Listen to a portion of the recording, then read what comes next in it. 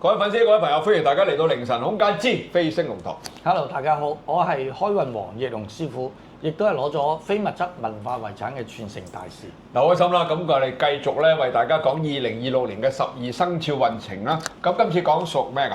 屬羊嘅朋友要注意啦。係啦，咁好啦，未講之前咧，我哋大家講翻呢度先。我哋特登揾咗我哋嘅一個玉器大師 Nelson 咧，揾咗呢個8大守護神嘅玉咧，就俾大家嘅。咁等奕龍師傅咧。因為我哋係連續要講12個生肖啦，喺2026年裏邊，咁佢就啱啱咧呢個8大守護神咧就對應翻唔同嘅生肖嘅朋友可以請翻佢嘅，都係嗰句啦，要請嘅時候咧就係要14至21日。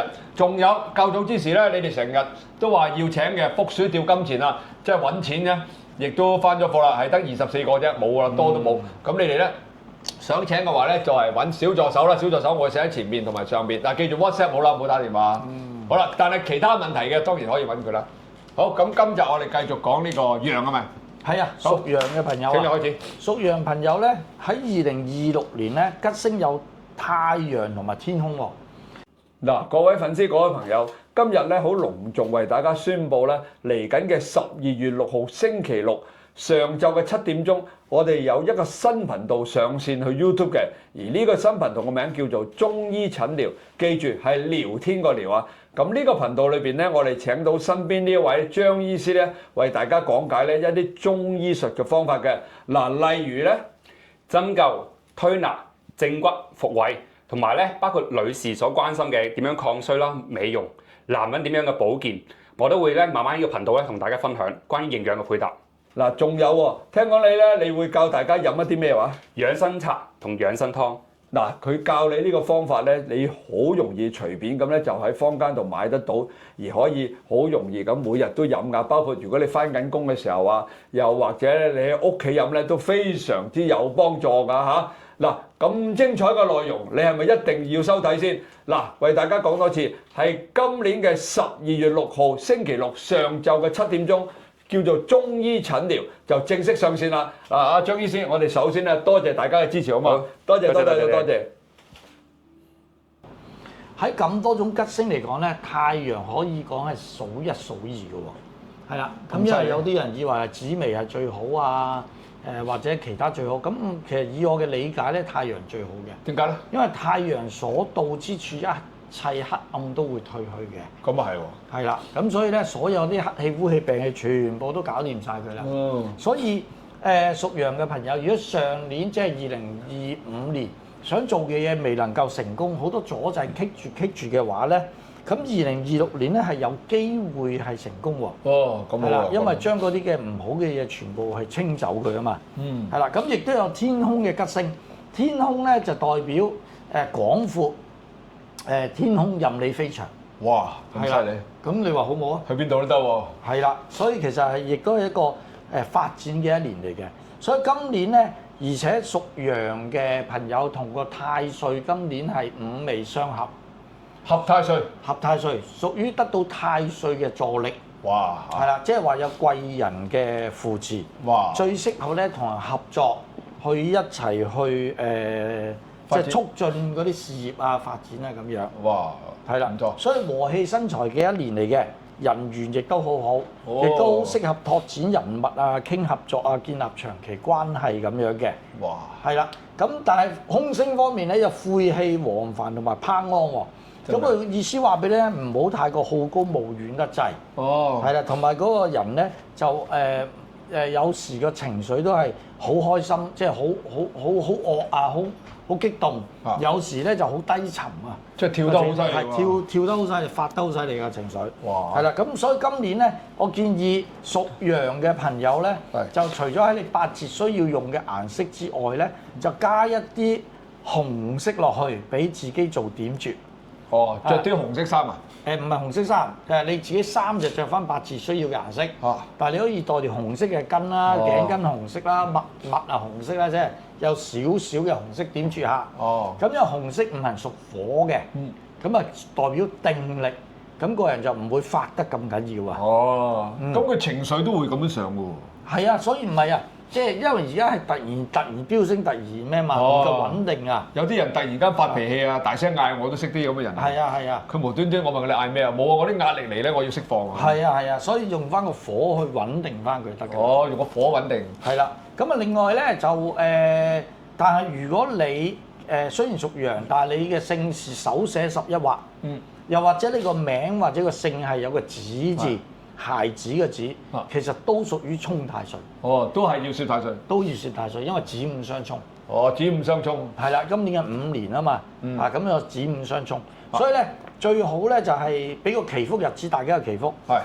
喺2026年西歷2月19號之後15日內，即係19、20、21一路數落去。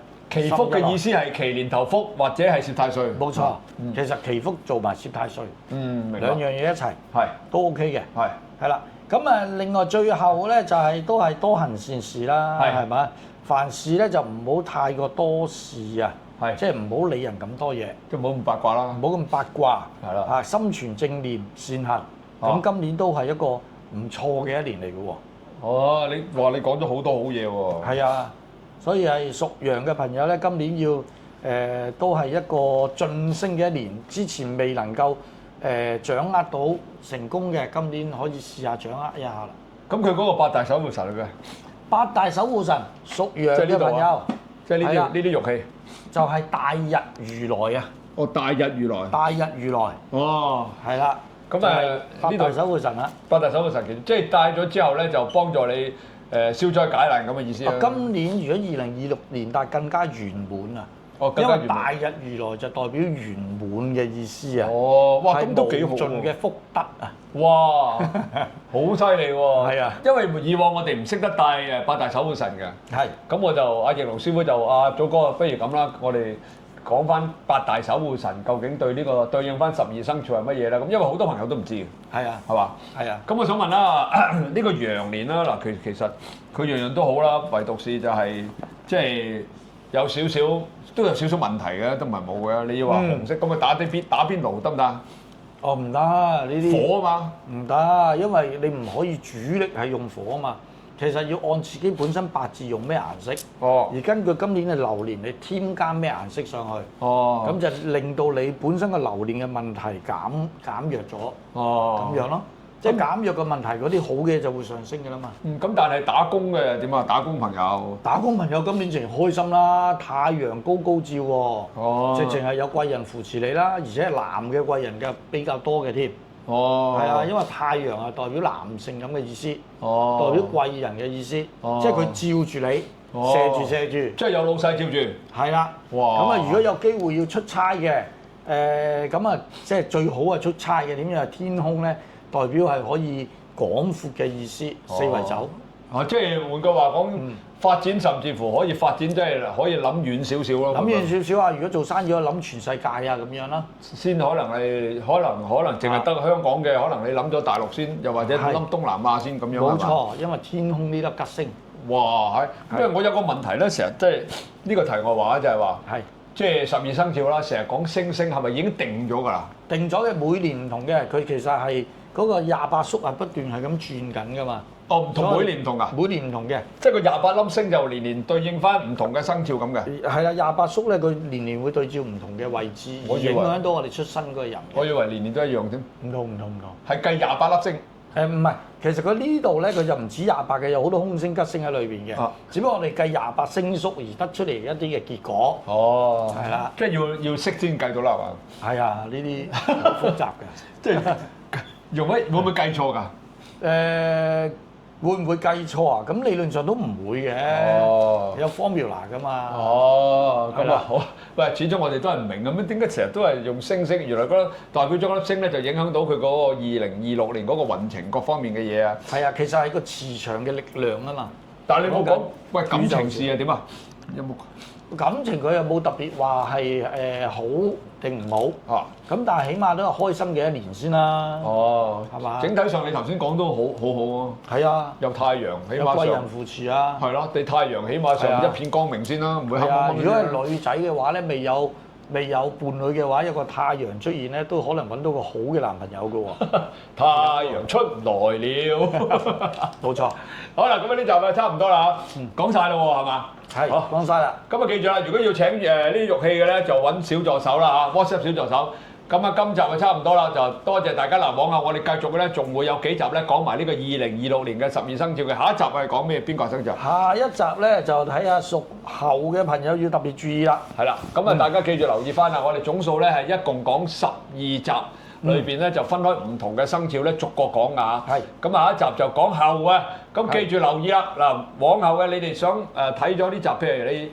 有啲我哋已經講咗咧，就去翻呢個凌晨空間之飛星龍堂嗰度咧，就揾翻你嗰個2026年嘅生肖運程，就睇翻就知道啦。咁啊，翼龍師傅咧喺裏邊咧講咗好多嘢俾大家聽嘅，亦都提議咗你要祈福嘅時候咧係咩時間咩日子去祈福㗎。係。咁啊，大家有唔明嘅咧可以留言俾小助手，記住係 WhatsApp 好啦，盡量唔好打電話。小助手就喺呢度或者上邊或者總之4個角啦。係。好多人都仲唔知喎。係。仲係喺留言區裏面問好多問題喎。我哋面板裏邊已經寫咗小助手個電話㗎啦，你哋 WhatsApp 就得㗎啦嚇。係。好啦，咁呢集到呢度啦，多謝大家，記住點讚、收藏、轉發、撳個鐘仔，多謝大家，翼龍師傅，我哋同粉絲講拜拜啦。好啊，好啊。拜拜。